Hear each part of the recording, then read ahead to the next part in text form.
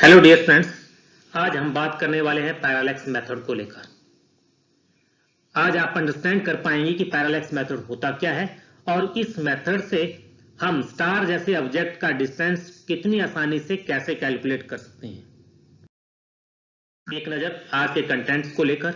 तो स्टूडेंट, सबसे पहले हम बात करेंगे कि पैरालैक्स होता क्या है। आज आप समझ पाएंगे कि पैरालैक्स क्या चीज है, एंड देन बेसिक कॉन्सेप्ट्स को लेकर भी हम कुछ बात करने वाले हैं, and then finally we will talk about parallax method, जो आज का जो मेन आर्टिकल है।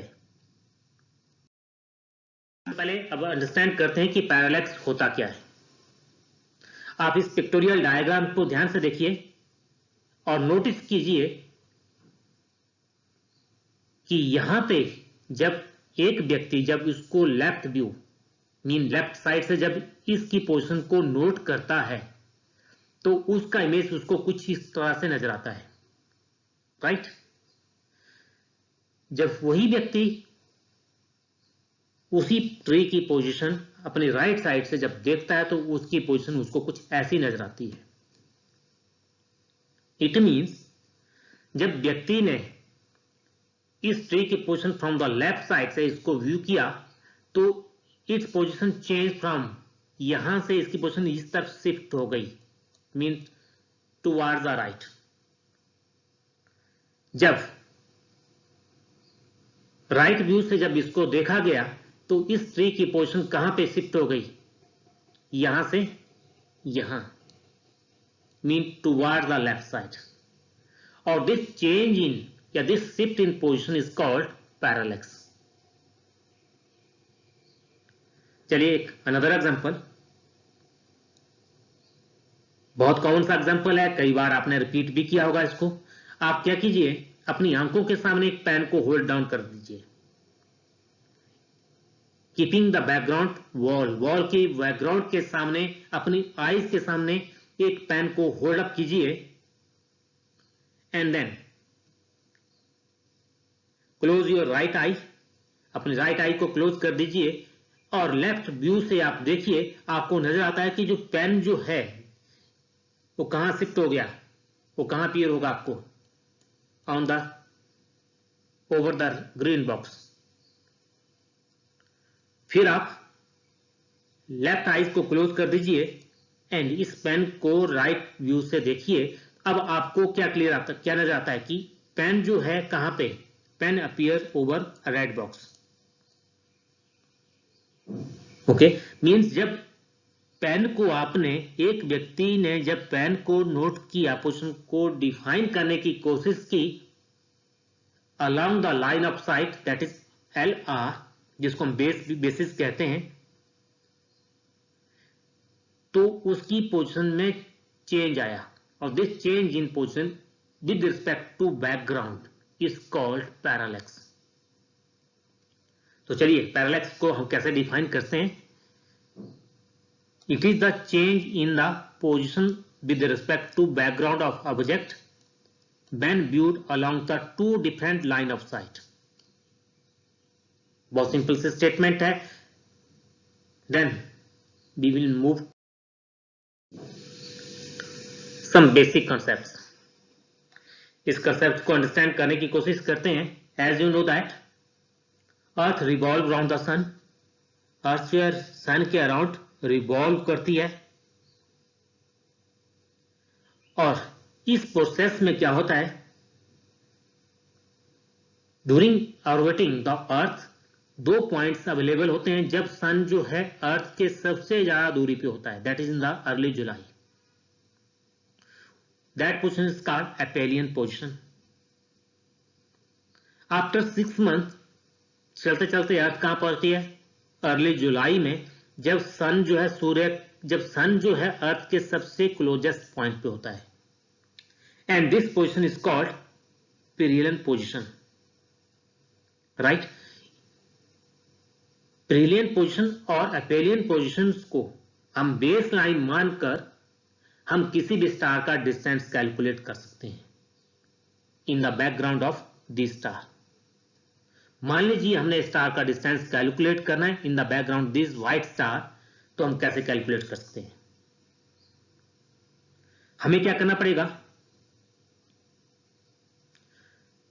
जब अर्थ जो है सूर्य से सबसे ज्यादा दूरी पे होगी उस वक्त टेलीस्कोप की हेल्प से हम इस स्टार का इमेज कैप्चर कर लेंगे, और जो उसका इमेज कैप्चर होगा आपकी जो आप देखेंगे उसका जो there is change in the position,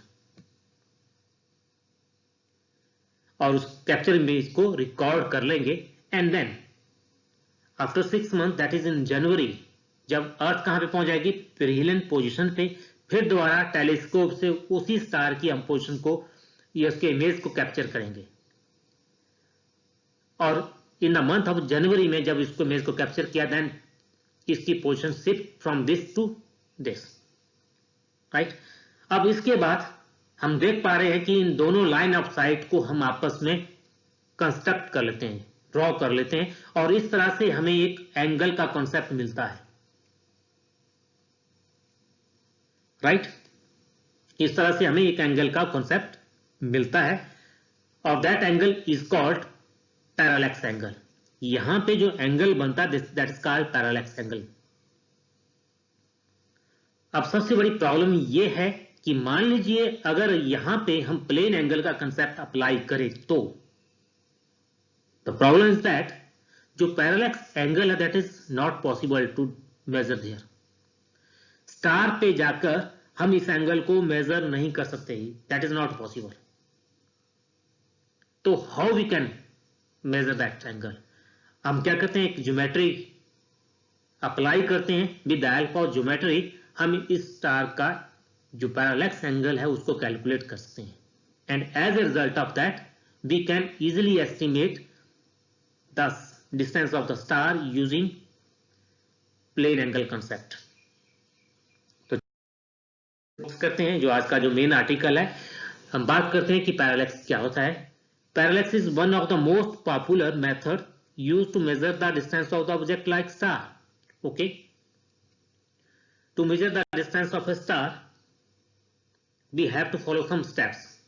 Number 1, we have to consider 2 points, that is A and B, at the aphelion position and perihelion position of the earth orbit respectively, जैसे मैंने अभी आपको बेसिक कॉन्सेप्ट में clear करवाया, right.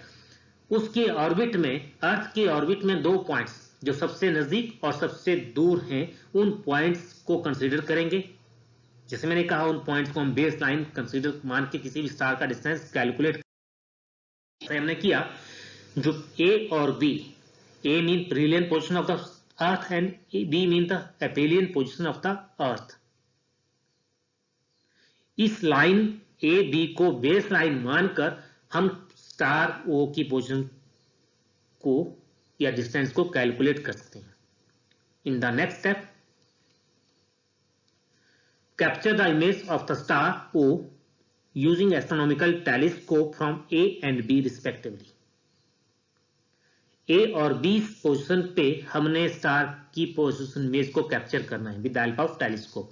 Okay, what we observe that when we viewed, जब हम star को ए से व्यू करते हैं तो its position change from O to A star, and similarly when viewed from view it change from O to B star.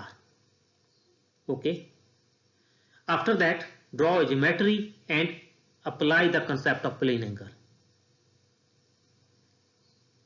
O को centre मानते हुए O A रेडियस का एक सर्कल रिकंस्ट्रक्ट कीजिए, और इस तरह से आपका प्लेन एंगल का जो कॉन्सेप्ट अराइज होता है, और जिसका यहां पे A is the length of arc और O A that is the radius. Okay, तो how in the next is the diagram repeated again as we know that तो plane angle that is the length of arc over radius होता है। Arc that is A B in our case and O A is the radius. In the next step, you can write down this equation as OA is equal to arc AB over theta. Now the problem is that how we can estimate. Okay, यहाँ पे आप geometry का concept apply कर सकते हैं। आप देख पा रहे हैं यहाँ पे O और सन को मिलाने वाली एक लाइन और A से ये लाइन, दोनों लाइन जो है पैरेलल है और इनको एक ट्रांसवर्सल लाइन इंटरसेक्ट कर रही है।